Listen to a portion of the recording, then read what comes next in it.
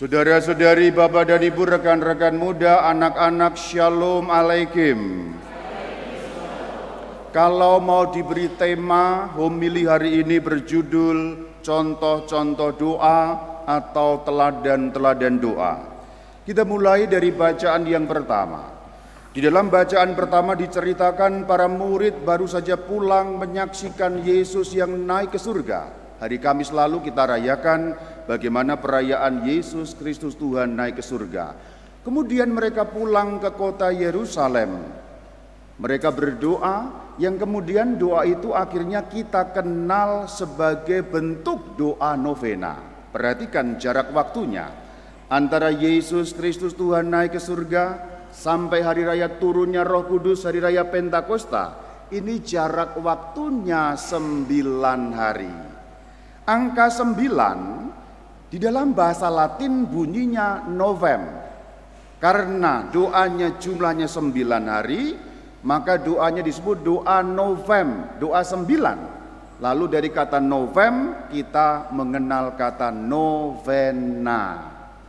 Jadi doa novena itu bukan doa buatan gereja Katolik, melainkan gereja sudah mencontohnya dari awal mula, yaitu dari zaman para rasul. Para rasul sendiri, sebagaimana disebutkan dalam bacaan pertama, sudah berdoa yang namanya doa novena.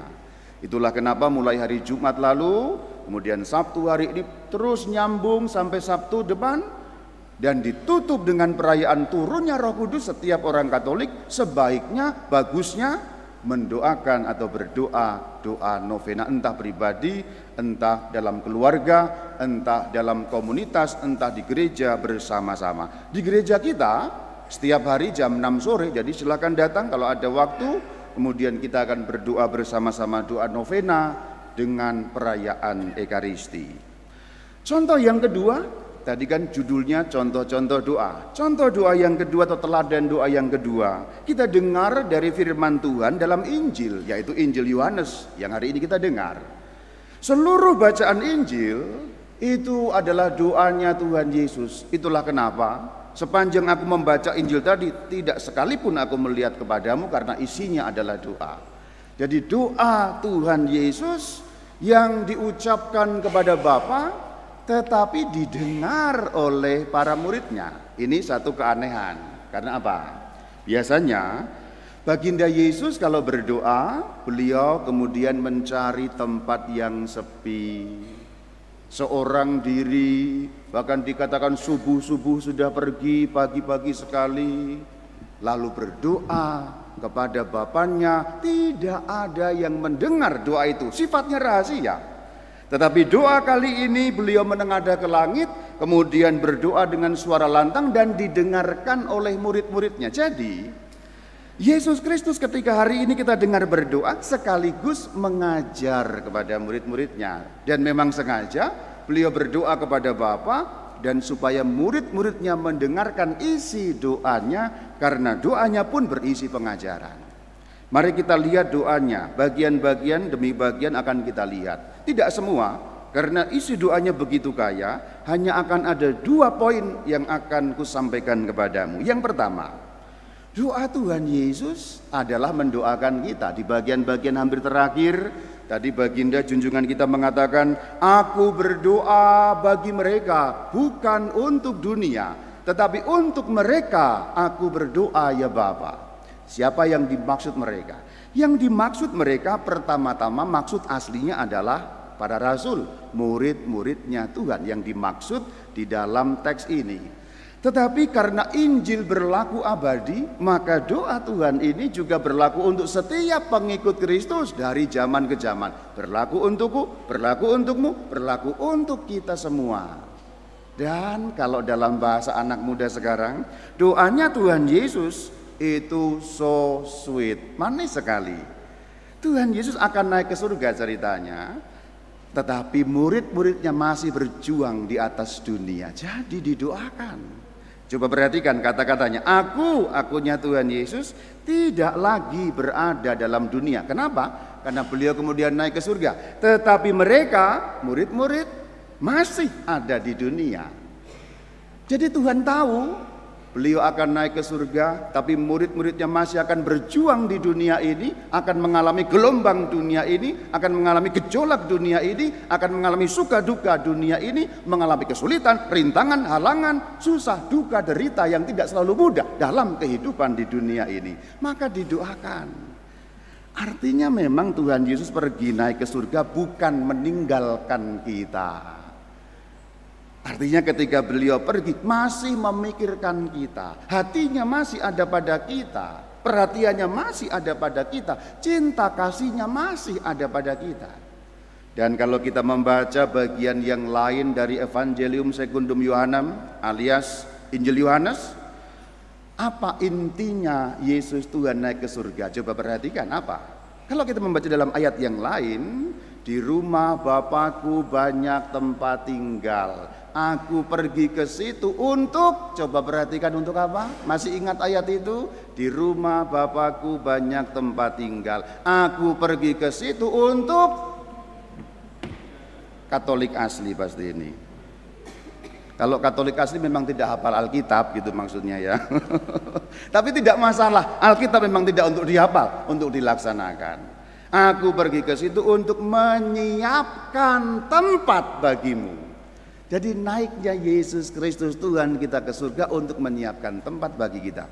Tapi kepergian beliau tidak meninggalkan kita seorang diri. Bahkan kita didoakan supaya kuat menjalani hidup di atas muka bumi ini. Ini bagian pertama, asik sekali. Kemudian bagian kedua, mari kita lihat bagaimana Yesus Tuhan itu dekat sekali dengan Bapaknya. Maka doa bukan sekedar kata-kata, doa bukan sekedar permohonan, apalagi minta terus, minta lagi, minta terus, minta lagi, minta terus, minta lagi, minta terus, minta lagi, minta terus, minta lagi. Apa enggak bosan minta terus? Doa bukan sekedar itu. Perhatikan bagaimana keindahan kata-kata Tuhan Yesus.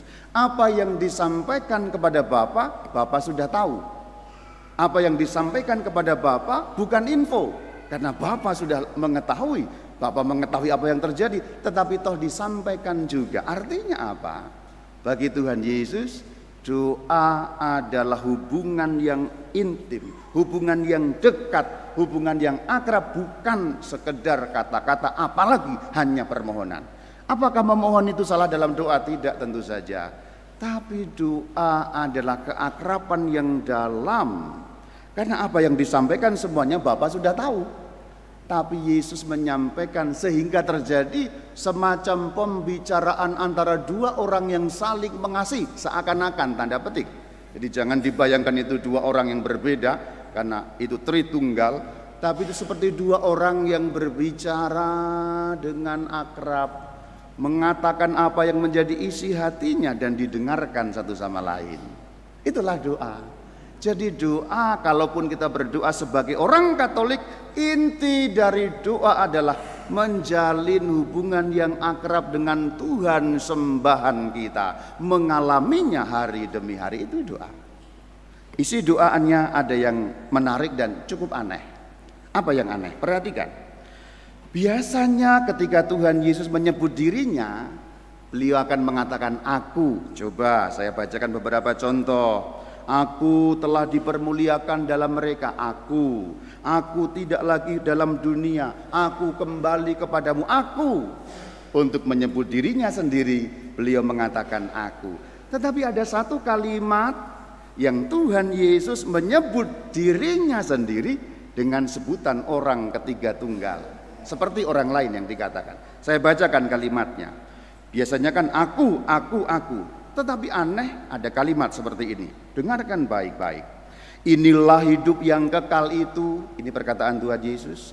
Inilah hidup yang kekal itu, yaitu bahwa mereka mengenal Engkau satu-satunya Allah yang benar, dan mengenal Yesus Kristus yang telah Engkau utus. Harusnya dalam kalimat normal ini akan dikatakan dan mengenal aku yang telah Engkau utus. Kenapa demikian? Karena tadi ingat di bagian awal, doa ini selain doa pengajaran untuk murid-muridnya. Mari kita kupas, ini ayat yang penting. Dari ayat ini kita akan menemukan apa esensinya menjadi seorang Katolik. Perhatikan. Supaya mereka, murid-muridnya, termasuk kita semua dalam hal penafsiran ayat Alkitab ini, mereka mengenal Engkau, yaitu Engkau-nya Bapa, sebagai satu-satunya Allah yang benar. Perhatikan, mengenal Bapa sebagai satu-satunya Allah yang benar, sebagai satu-satunya sembahan yang benar. Kalau ada kalimat satu-satunya Allah yang benar, berarti ada Allah-Allah yang palsu di dunia ini. Karena Bapa disebut sebagai satu-satunya Allah yang benar. Berarti di dunia ini ada lebih dari satu Allah, tetapi yang lain adalah sembahan yang palsu, bukan Allah yang benar. Allah yang benar dalam terjemahan lain bisa diterjemahkan Allah yang sejati, Allah yang sebenar-benarnya, itu maksudnya. Berarti menjadi seorang Katolik bukan sekedar perbuatan baik, bukan sekedar kemudian kita belajar berbuat baik, karena pada faktanya untuk menjadi orang yang bisa berbuat baik kita tidak perlu menjadi orang Katolik. Bahkan kadang-kadang orang di luar Katolik berbuat lebih baik daripada orang Katolik sendiri. Orang Katolik sendiri saling menghajar sesamanya, saling menyikat sesamanya, saling memeras sesamanya, saling menginjak sesamanya. Bukankah itu lebih buruk daripada orang yang tidak mengenal iman Katolik? Jadi kalau soal berbuat baik, bukan intinya pada iman Katolik. Tapi inti atau esensi iman Katolik adalah mengenal Bapa sebagai satu-satunya Allah yang benar, dan mengenal Yesus Kristus yang telah diutus untuk menjadi penyelamat dunia. Kalau kita kenal Bapa, kita kenal kehendak Bapa. Kalau kita kenal Yesus Tuhan, kita kenal kehendak Yesus Tuhan. Dan dari situ mengalir perbuatan-perbuatan baik. Tapi sejauh mana kita mengenalnya? Mari kita bertanya dalam diri kita, sejauh mana kita mengenalnya? Karena di dunia ini orang merasa mengenal padahal tidak mengenal. Orang hanya tahu saja, belum taraf mengenal. Contoh, Bapak dan Ibu kenal Rama Bayu? Kenal. Yang mana itu pastor? Yang mana vikaris? Di mana? Di Subang. Yang seperti apa?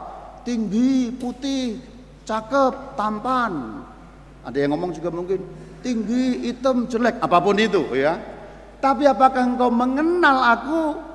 Kamu bahkan tidak mengenal sama sekali aku.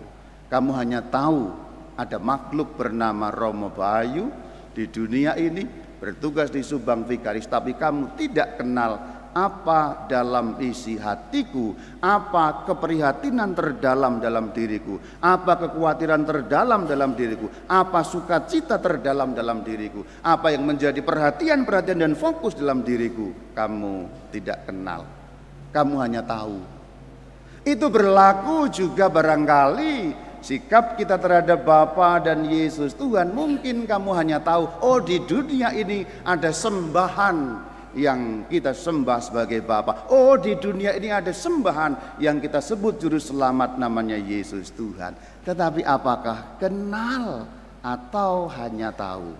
3 caranya bagi orang Katolik untuk mengenal Allah Bapa sebagai satu-satunya Allah yang benar. 3 caranya orang Katolik untuk mengenal Yesus Kristus yang telah diutus Bapa itu.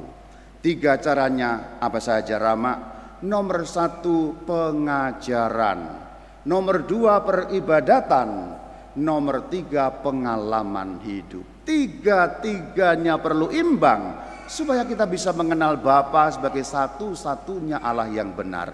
Dimulai dari pengajaran, berlanjut pada peribadatan, berlanjut pada pengalaman hidup.